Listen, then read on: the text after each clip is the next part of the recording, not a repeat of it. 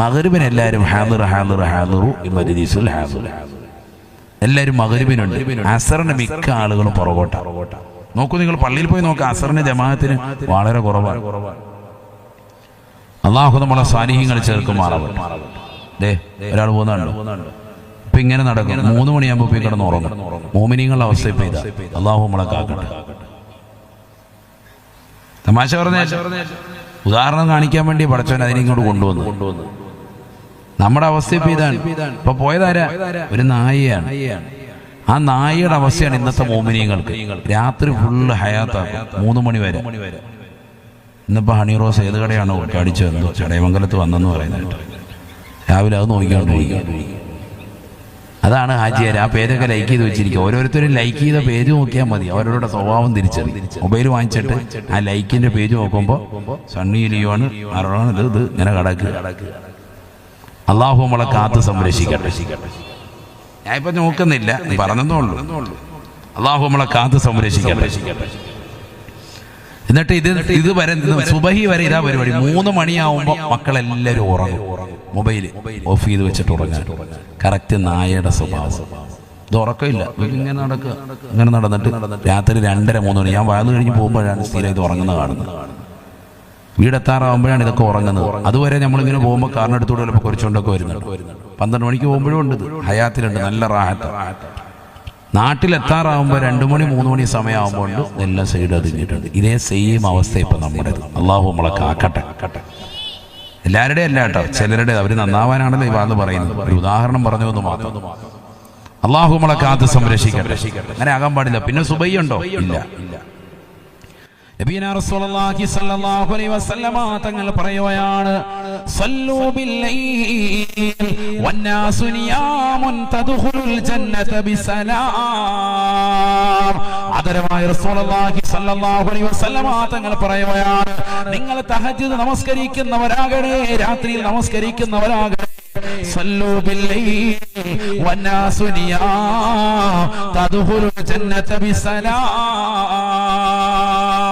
രാത്രിയിൽ നിങ്ങൾ നമസ്കാരമുള്ളവരാകണേ, തഹജ്ജുദ് നമസ്കരിക്കുന്നവരായി നിങ്ങൾ മാറണേ. ഉറക്കമൊഴിച്ചുകൊണ്ടുള്ള നമസ്കാരവും നിങ്ങൾ നിലനിർത്തണം. രാത്രി ഉറക്കിൽ നിന്ന് എഴുന്നേറ്റുകൊണ്ട് അല്ലാഹുവിന് വേണ്ടിയുള്ള 2 റക്അത്ത് നമസ്കാരമെങ്കിലും നിങ്ങൾ നിർവഹിക്കണേ. ലോകം മുഴുവനും ഉറങ്ങുകയാണ്, ജനത മുഴുവനും ഉറക്കിലാണ്. ജനത മുഴുവനും ഉറങ്ങുന്ന സമയത്ത് നിർനിദ്രനായി പടച്ചറപ്പിലേക്ക് പൊട്ടിക്കരഞ്ഞുകൊണ്ട് നമസ്കരിക്കുന്നവരെ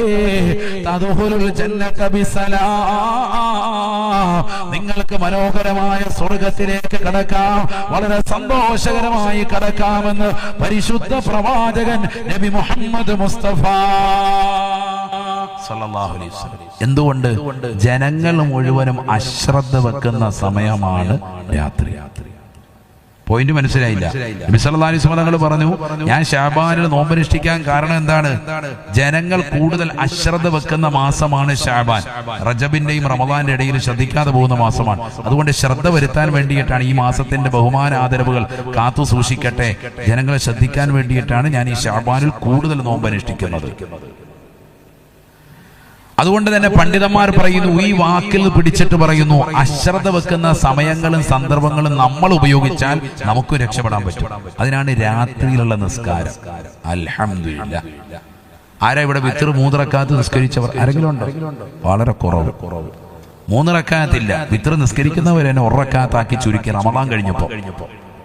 റമദാനിൽ 3 റക്അത്ത് നിസ്കരിച്ചുകൊണ്ടിരുന്ന വ്യക്തിയാണ്. റമദാൻ കഴിഞ്ഞ് പെരുന്നാൾ കഴിഞ്ഞ് പിന്നീട് നിസ്കരിക്കുമ്പോൾ തന്നെ 1 റക്അത്താക്കി ചുരുക്കി. 1 റക്അത്ത് നിസ്കരിച്ചാൽ മതിയല്ലോ മുസ്ലിയാരെ, പിന്നെ അത് മതി. പൂർണ്ണമായ ഒരു രീതിയിലേക്ക് എത്തണമെങ്കിൽ എത്ര നിസ്കരിക്കണം? ഏറ്റവും ചുരുങ്ങിയത് 3 നിസ്കരിക്കണം. 3 അല്ലല്ലോ, പരിപൂർണമാകണമെങ്കിൽ എത്രയാകണം? 11 ആകണം.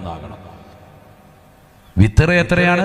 വിത്തർ പരിപൂർണമായി നിസ്കരിക്കുന്നത് 11, പൂർണ്ണമായി നിസ്കരിക്കുന്നത് 3, ചുരുക്കി നിസ്കരിക്കുകയാണെങ്കിൽ 1. അങ്ങനെയാണ് എന്റെ മനസ്സില. ഏറ്റവും ചുരുക്കി നമ്മൾ ഒറ്റയ്ക്ക് പെട്ടെന്ന് പോകണം എങ്കിൽ 1 റക്അത്ത് നിസ്കരിച്ചിട്ട് പോകാം. ഇശായുടെ സുന്നത്ത് കഴിഞ്ഞിട്ട്, ഇശായ്ക്ക് ശേഷമുള്ളതാകുന്ന സുന്നത്ത് കഴിഞ്ഞ് 1 റക്അത്ത് വിത്ർ നിസ്കരിച്ചിട്ട് പോകാം.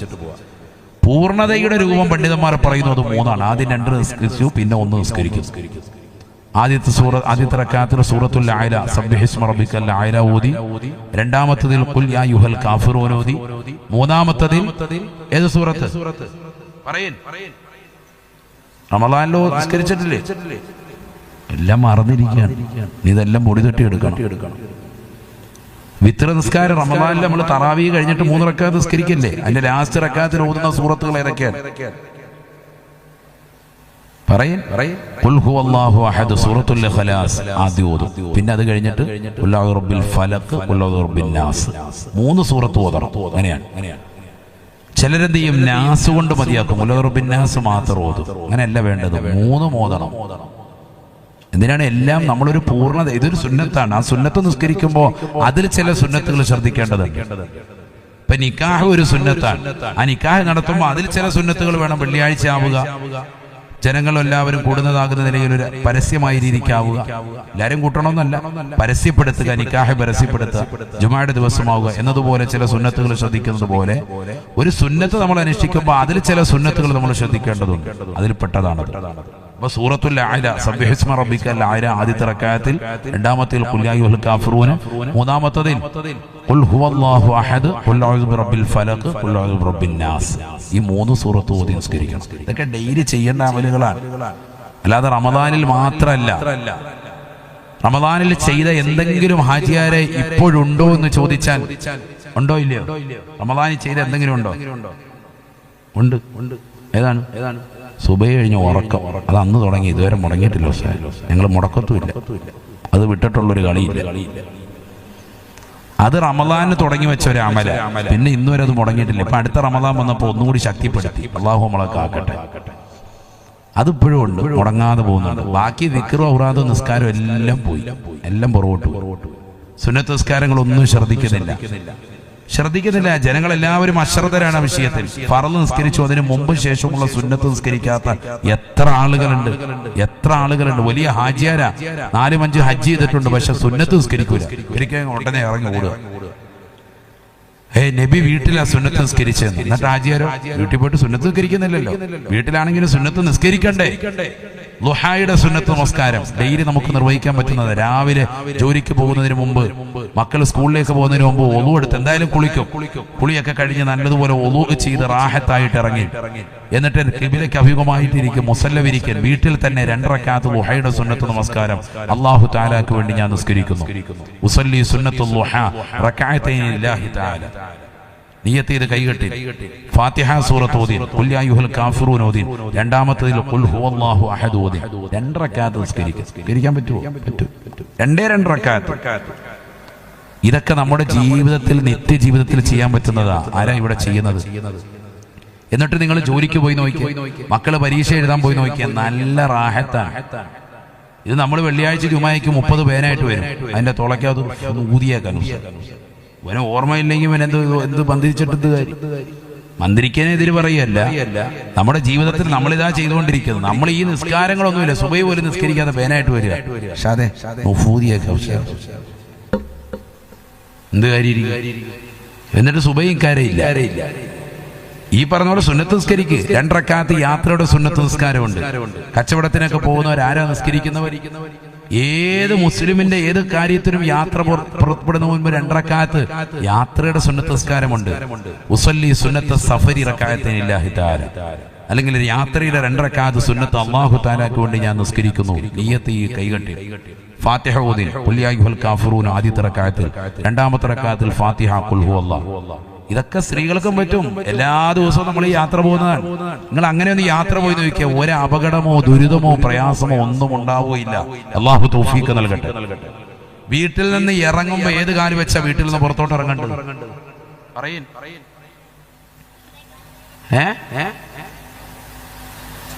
നിങ്ങൾ തന്നെ പറയും. പ്രായമുള്ളവർക്ക് ആർക്കെങ്കിലും അറിയാം?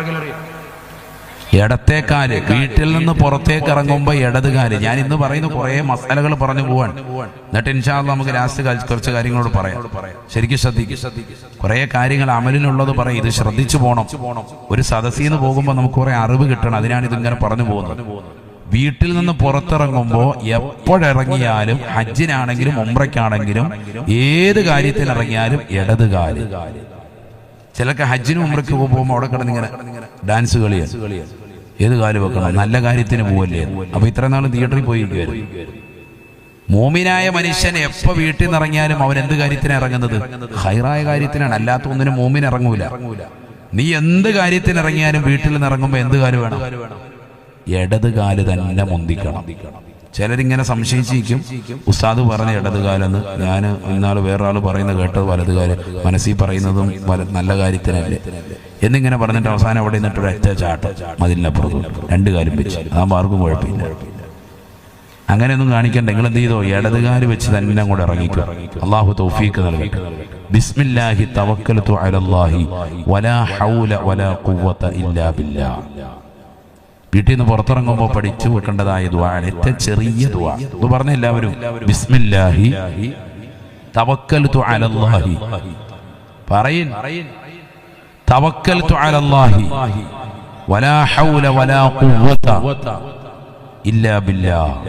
അള്ളാഹുവിന്റെ നാമം കൊണ്ട് ഞാനിതാ ഈ യാത്ര ആരംഭിക്കുകയാണ്.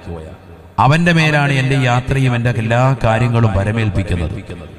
ആരാധനകൾക്കുള്ള ശക്തിയും പരിശുദ്ധമാക്കപ്പെട്ട ദീനിൽ അടിയുറച്ച് നിലനിൽക്കലുമില്ല ഇല്ലാ ബില്ലാഹ്. അള്ളാഹുവിനെ കൊണ്ടല്ലാതെ ഉന്നതനും സമുന്നതനുമായ അള്ളാഹു. സ്മിതല്ലി ഇറങ്ങി.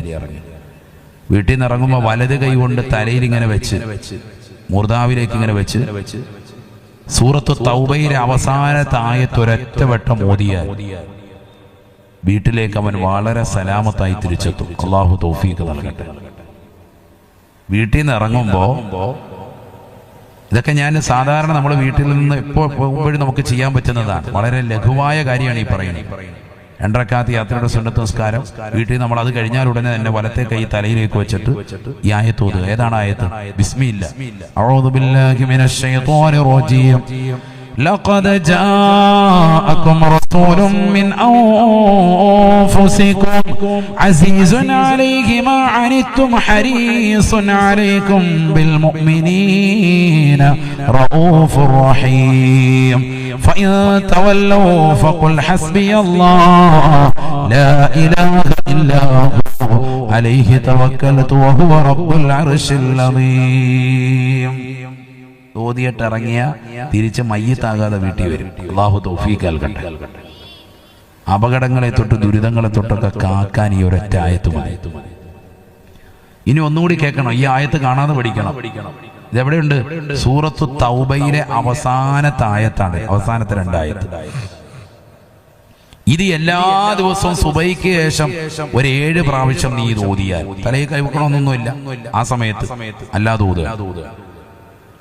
അതുപോലെ തന്നെ വിശുദ്ധമായ മഗ്രിബിന് ശേഷവും 7 പ്രാവശ്യം ഇത് ഓതിയാൽ നീ മരിക്കുകയില്ല. അത് കൊള്ളാമല്ലോ, നല്ല മരുന്ന്. എങ്ങനെയുണ്ട് പരിപാടി? ഉസ്താദ് ചാനൽ പോയത് പറഞ്ഞല്ല ആണോ എന്ന് നിൽക്കണ്ട. നല്ല ചാനലോടുകൂടി പന്നറിഞ്ഞതാണ്. എന്താണ്? ഒരാൾ സുബൈക്ക് രാവിലെ എഴുന്നേറ്റ് സുബൈ കഴിഞ്ഞതിന് ശേഷം ഇതങ്ങോട്ട് ഓതുക. എത്ര പ്രാവശ്യം? 7 പ്രാവശ്യം. മഗ്രിബിന് ശേഷവും വീണ്ടും ഇതേ ആയത്ത് തന്നെ, ഓതിയതാകുന്ന ഈ 2 ആയത്തും 7 പ്രാവശ്യം ഓതിയാൽ, മഗ്രിബ് കഴിഞ്ഞ് ഓതിയാൽ സുബഹി വരെ കാവൽ, സുബൈക്ക് ഓതിയാൽ അടുത്ത മഗ്രിബ് വരെ കാവൽ. അന്നത്തേതാകുന്ന ദിവസം മരണം ഉണ്ടാവില്ല. ഉറപ്പിച്ചോ? എത്ര വലിയ അപകടം! വെടിവെച്ചിട്ടെന്ന് പറഞ്ഞാലും മരിക്കൂല എന്നും പറഞ്ഞുകൊണ്ട് തോക്കിന്റെ മുന്നിൽ പോയി വെടികൊള്ളാൻ നിൽക്കണ്ട. പിന്നെ ഉസ്താദേ അപ്പം മരിക്കില്ലേ എന്ന് നിങ്ങൾ കരുതും. അതിനാണ് പണ്ഡിതന്മാർ പറയുന്നത്, മരണം ആസന്നമാകുന്ന ദിവസം ഇത് ഓതാൻ മറക്കും. അങ്ങനെയാണ് പിന്നെ ഇതെന്തിനും ഇത്ര പാടുപെട്ട് പഠിച്ചിട്ട്. ഇപ്പൊ മരിക്കേണ്ട ദിവസം അന്ന് രാവിലെ ഇന്ന് മരിക്കും, അന്നത്തെ ദിവസം ഇത് ഓതാൻ വിട്ടു, അത് മറപ്പിക്കും. കാരണം അല്ലാഹു തആല അല്ലേ ഇതിന് കഴിവ്. അതിന് പണ്ഡിതന്മാർ കൂടുതൽ വിശദീകരണം കൊടുത്തു. ദുർമരണങ്ങളെ തൊട്ട് അല്ലാഹു കാക്കും. വെട്ടും കുത്തും അല്ലെങ്കിൽ ആരെങ്കിലും വെടിവെച്ചിട്ടോ അല്ലെങ്കിൽ പ്രയാസപ്പെടുത്തിയിട്ടുള്ളോ എല്ലാവിധ മരണങ്ങളെ തൊട്ട് കാവൽ അല്ലാഹു നിനക്ക് ഈ ആയത്ത് ഓതിയാൽ നൽകും.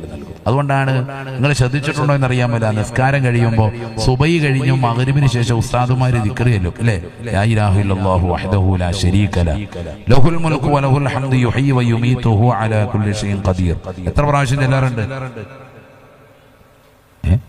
10 പ്രാവശ്യം. ഈ ദിക്ർ 10 വട്ടം ചൊല്ലും.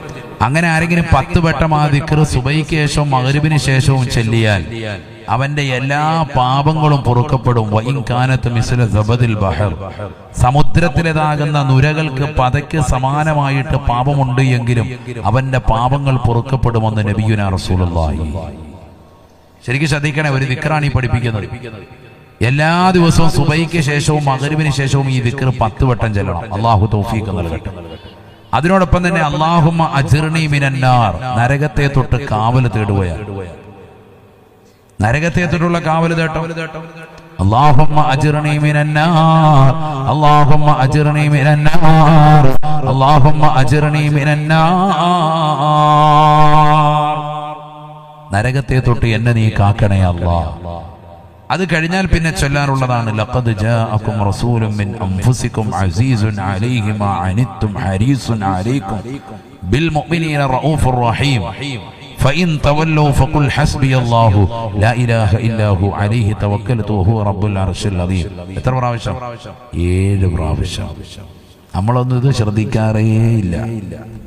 ഇതിനൊക്കെ അസിലുണ്ട്, അടിസ്ഥാനമുണ്ട് സഹോദരങ്ങളെ. സുബൈക്ക് ശേഷവും ഇത് 7 വട്ടം ചൊല്ലിൻ, മഗ്‌രിബിന് ശേഷവും ചൊല്ലിൻ. കാവല. അല്ലാഹു തൗഫീഖ് നൽകട്ടെ.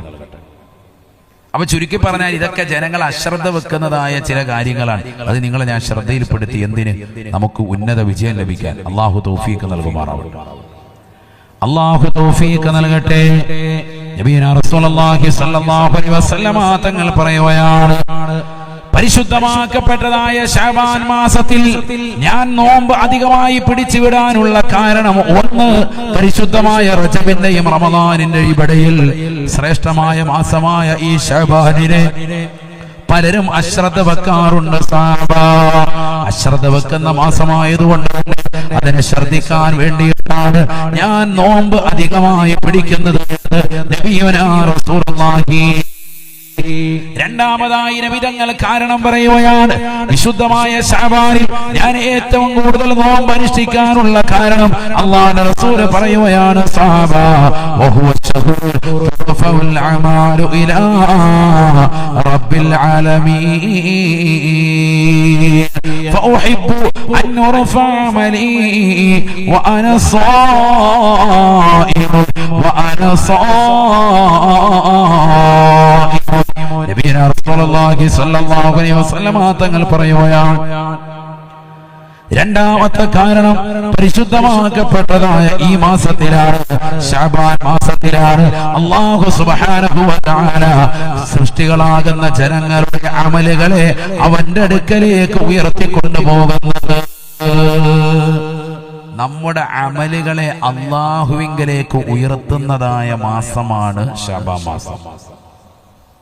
നമ്മൾ ചെയ്ത കാര്യങ്ങളുണ്ടല്ലോ. ഇപ്പൊ നിസ്കരിച്ചു, ഇശാ നിസ്കരിച്ചു, മഗ്‌രിബ് നിസ്കരിച്ചു, ളുഹർ നിസ്കരിച്ചു, അസർ, ഇങ്ങനെ നമ്മൾ നിസ്കരിച്ച നിസ്കാരങ്ങളും നന്മകളും തിന്മകളും എല്ലാം അല്ലാഹുവിലേക്ക് ഉയർത്തുന്ന മാസമാണ് ഏത്? ഏത് മാസം? ശഅബാൻ. ശഅബാൻ എന്ന് പറഞ്ഞാൽ ഇപ്പൊ നിലവുള്ളത് ഏത് മാസം? റമദാൻ. അല്ലാഹ് വളർത്തിയേക്ക് അങ്ങനെയാണ്. ഇപ്പൊ റമദാനാണ്. ഇപ്പൊ ശഅബാൻ. അല്ലാഹു തൗഫീഖ് നൽകുമാറാവട്ടെ. പറഞ്ഞു പറഞ്ഞ് നിങ്ങൾ മൊത്തത്തിൽ പോകുമെന്ന് എനിക്ക് തോന്നുന്നു. ഒരുപാടൊന്നും പറയണ്ടോ സാഹ, അല്ലെ? 1-2 കാര്യങ്ങളൊക്കെ പറഞ്ഞു. അങ്ങനെ വല്ല ഉണ്ട്? ആ ഉണ്ട്. അതാവും പറയാം. അള്ളാഹു നമ്മളെ സ്വീകരിക്കുമാറാവട്ടെ. നമ്മുടെ മക്കളെ എല്ലാം അള്ളാഹു സ്വാലിഹീങ്ങൾ ചേർക്കട്ടെ. ശ്രദ്ധിക്കും. അള്ളാഹു നമ്മളെ സ്വീകരിക്കട്ടെ. അപ്പൊ ശഅബാൻ മാസം എന്ന് പറയുന്നത് അമലുകളെ അള്ളാഹുവിലേക്ക് ഉയർത്തുന്ന മാസമാണ്. നിങ്ങൾ മനസ്സിലാക്കേണ്ട ഒരു വസ്തുത, വർഷത്തിലും നമ്മുടെ അമലുകളെ അള്ളാഹുവിലേക്ക് ഉയർത്തും.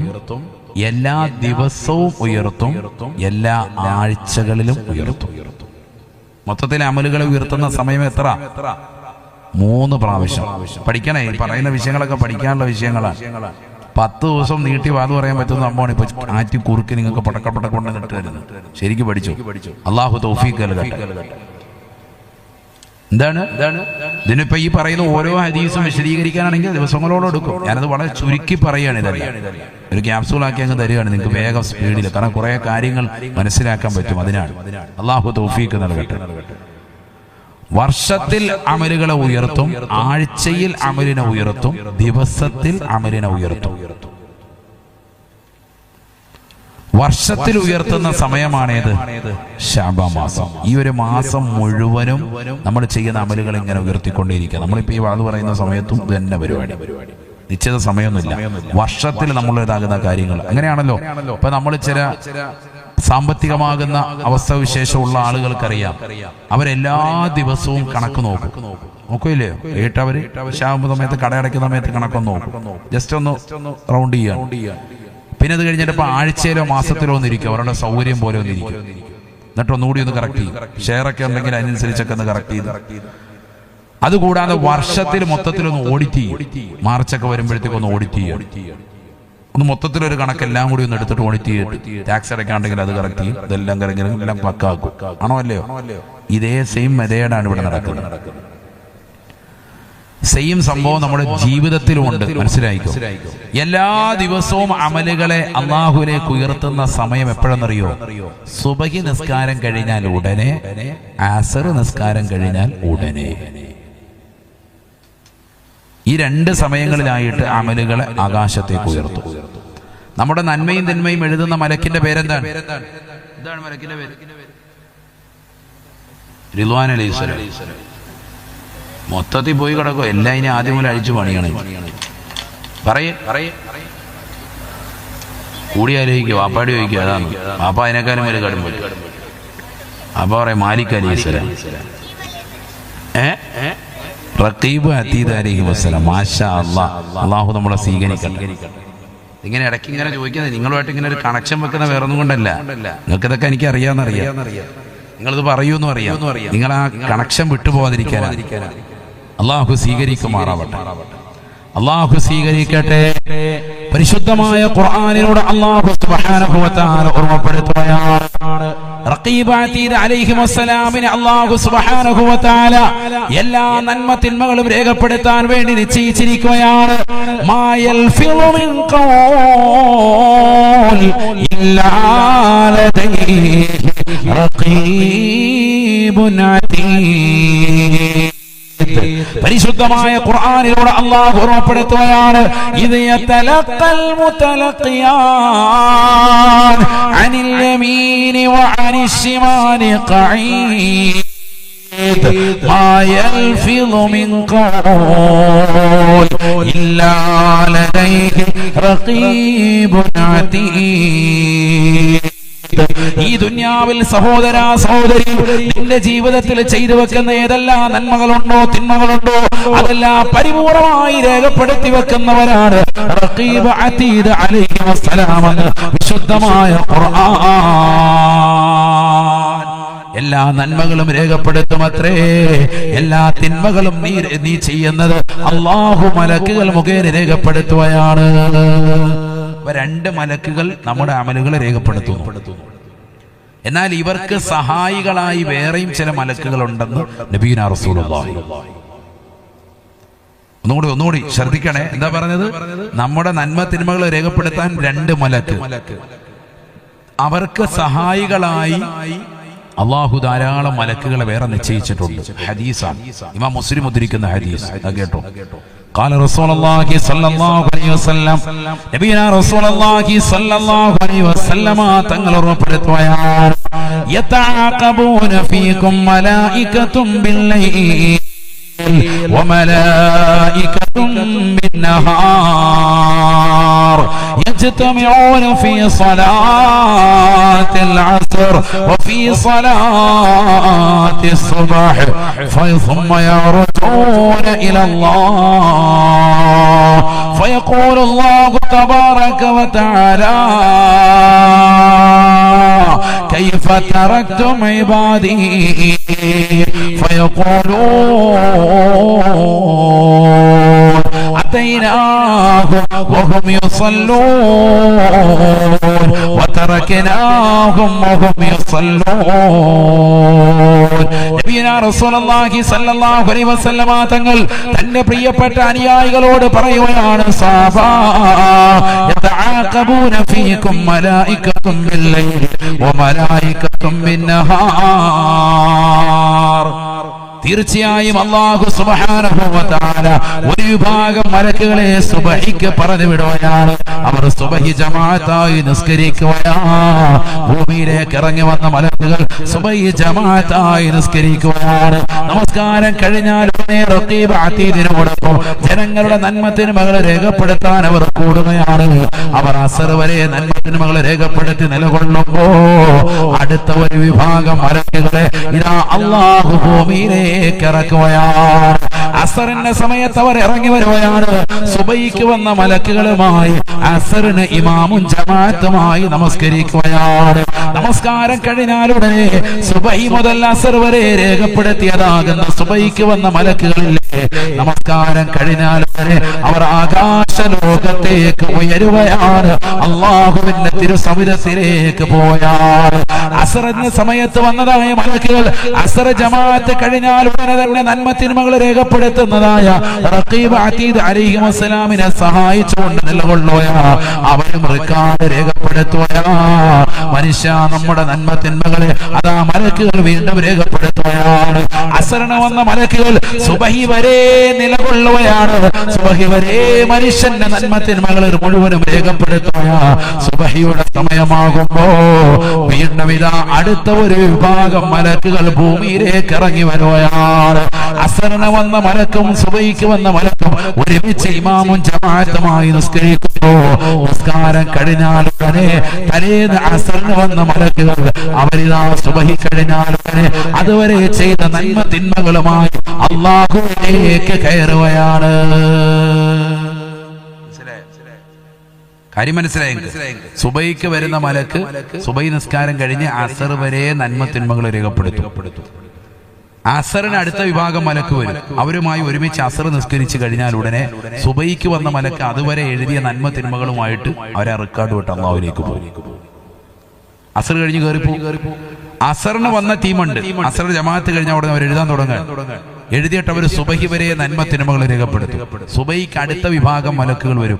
ഒരുമിച്ച് ജമാഅത്തായി നിസ്കരിക്കും. നിസ്കാരം കഴിഞ്ഞ ഉടനെ ഇവരുടെ നന്മ തിന്മകളുമായിട്ട് അസർ മുതൽ സുബഹി വരെ രേഖപ്പെടുത്തിയതാകുന്ന ഏതെല്ലാം കാര്യങ്ങളുണ്ടോ അതെല്ലാമായിട്ട് അവരും കയറിപ്പോയി. ഇങ്ങനെ മലക്കുകളെ റൊട്ടേറ്റ് ചെയ്തുകൊണ്ടിരിക്കുകയാണെന്ന് നബി മുഹമ്മദ് മുസ്തഫ. ഇത് നടക്കുന്ന പ്രതിഭാസമാണ്, ഇപ്പൊ നടന്നുകൊണ്ടിരിക്കാൻ. അതുകൊണ്ടാണ് എന്ത് പറഞ്ഞത് സുബഹിയും അസറും ശ്രദ്ധിക്കണേ എന്ന് പറയാൻ കാരണം. ശ്രദ്ധിക്കണേ, ഈ പറയുന്നത് എന്താ കാരണം? എന്തുകൊണ്ട്? സുബഹി കഴിഞ്ഞും അസർ കഴിഞ്ഞിട്ടുമാണ് മലക്കുകൾ നമ്മുടെ അമലുമായിട്ട് കയറിപ്പോകുന്നത്. കയറിപ്പോകുമ്പോ നമ്മൾ എവിടെ ഉണ്ട്? പള്ളിയിലുണ്ട്. അപ്പൊ ഏറ്റവും ലാസ്റ്റത്തെ നിന്റെ അമല് അള്ളാഹുവിന്റെ അടുക്കൽ പോയിട്ട് വായിക്കുമ്പോഴത്തേക്ക് ഏറ്റവും ലാസ്റ്റ് നീ ചെയ്തത് സുബഹിക്ക് പള്ളിയിലുണ്ടായിരുന്നു. പിന്നെ അവനെ ജയിപ്പിച്ചു. ഇതൊരു പരീക്ഷയാണല്ലോ. ഇതൊരു പരീക്ഷ.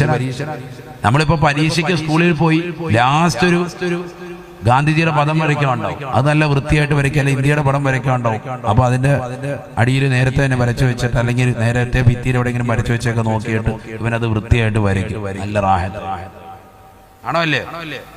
പണ്ടത്തെ അവസ്ഥയെ പറയുന്നത്. ഇന്നിപ്പോ അതൊന്നും അല്ല. എസ്സേയോ പോയമോ ഏതെങ്കിലുമൊക്കെ ഒരു വിഷയം വിശാലമായിട്ട് എഴുതാൻ വേണ്ടി ഒരു 5 മാർക്കിന്റെ ക്വസ്റ്റ്യൻ ഉണ്ടാവും, ഏറ്റവും ചുരുങ്ങിയത്. അത് നല്ല രീതിയിൽ ലാസ്റ്റ് ഒന്നും അറിയില്ലെങ്കിൽ ഫുള്ള് ഇപ്പം പോയ വഴിയും പോകാനിരിക്കുന്ന വഴിയൊക്കെ ചിലരങ്ങ് എഴുതി വെക്കും. ഭയങ്കരമായിട്ട് നീട്ടി പരത്തി ഭയങ്കരമായിട്ട് സംഭവമായിട്ട് എഴുതി വെക്കും. കാണുമ്പോ അല്ലാ ടീച്ചർ തന്നെ അൽഹംദുലില്ലാ അവൻ ആള് ഉഷാറാകട്ടോ എന്നൊരു തോന്നല് വരണം. ബാക്കിയുള്ളതൊക്കെ ഇവിടെ ഇരുന്നിട്ട് അപ്പൊ അവനിങ്ങനെ ഇതായിരുന്നു ബാക്കിയുള്ള മൊത്തം എഴുതി കണ്ടത്. ലാസ്റ്റ് വന്നപ്പോ പിന്നെ ഇവൻ പേപ്പർ വാങ്ങുന്ന കണ്ടിട്ട് ബാക്കിയുള്ളവർ അതിന് ഞെട്ടിയിരിക്കുക.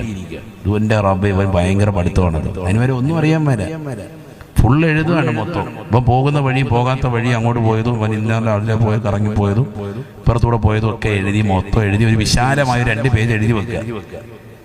ഇത് കാണുമ്പോൾ ടീച്ചറിന് തന്നെ തോന്നുന്നത് എന്താ, കുഴപ്പമില്ലല്ലോ, അത്യാവശ്യമൊക്കെ പഠിച്ചിട്ടുണ്ട്, എഴുതിയിട്ടുണ്ടെന്ന്. ഞാൻ ലാസ്റ്റത്തത് വൃത്തിയായാലും ചിലപ്പോൾ എന്ത് ചെയ്യും, അങ്ങോട്ട് ജയിപ്പിച്ചു വിട്ടേ. ആണോ അല്ലേ? ആണ്. ഇതൊക്കെ എല്ലാവരും പയറ്റി തെളിഞ്ഞിരിക്കുന്നു. അള്ളാഹു നമ്മളെ സാലിഹ്യങ്ങളെ ഉൾപ്പെടുത്തുമാറാകും എന്നതുപോലെയാണ് ഇപ്പൊ ഇവിടെ സുബഹിയും അസറും കറക്റ്റ് ചെയ്തുമ്പോ അതും ജമാഅത്തിന് വന്നിട്ടുണ്ട്. സുബ്ഹാനല്ലാഹ്. അപ്പൊ മലക്കൾ റിക്കാർഡുമായിട്ട് നിസ്കാരം കഴിഞ്ഞ് പോകുമ്പോൾ ഇവൻ എവിടെ വന്നിട്ടുണ്ടായിരുന്നു? പള്ളിയിലുണ്ട്. അപ്പൊ ഇവൻ സുബൈ നിസ്കരിച്ചവനാണ് അല്ലെങ്കിൽ അസ്ർ നിസ്കരിച്ചവനാണ് രേഖപ്പെടുത്തുക.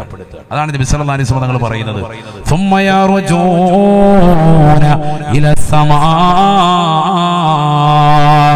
ആകാശത്തിന്റെ അധിപനായ പടച്ച റബ്ബിന്റെ ദർബാറിലേക്ക് മലക്കുകൾ ഇതാ സുബൈ കഴിഞ്ഞും അസ്ർ കഴിഞ്ഞും കയറിപ്പോവുകയാണ്. ഫയഖൂലുല്ലാഹു തബാറക വ തആല, അല്ലാഹു സുബ്ഹാനഹു വ തആല മലക്കുകളോട് ചോദിക്കുകയാണ്, കൈഫ തറക്തും ഇബാദീ, മലക്കുകളെ എന്റെ ദാസന്മാരെ ഏത് നിലയ്ക്കാണ് നിങ്ങൾ ഉപേക്ഷിച്ചിട്ട് വന്നത് എന്ന് ചോദിക്കുമ്പോ ഈ മലക്കുകൾ പറയുമത്രേ, അതൈനാഹും വഹും യുസല്ലൂൻ വതറകനാഹും വഹും യുസല്ലൂന യാ അല്ലാഹ്, ഞങ്ങൾ സുബൈ നമസ്കരിച്ചിട്ട് വരികയാണ്, സുബൈ നമസ്കരിക്കാൻ ഞങ്ങൾ ചെല്ലുമ്പോൾ അവനുണ്ട് റബ്ബേ, അസർ നമസ്കരിക്കുന്ന സമയത്തും അവനുണ്ടായിരുന്നു അല്ലാഹ്, ഒരൊറ്റ ജമാഅത്തും അവൻ മുടക്കിയിട്ടില്ല റബ്ബേ എന്ന് അല്ലാഹു സാലിഹീങ്ങളെ കുറിച്ച് പറയുമെന്ന് നബിയുനാ റസൂലുള്ളാഹി. അല്ലാഹു തൗഫീഖ് നൽകട്ടെ.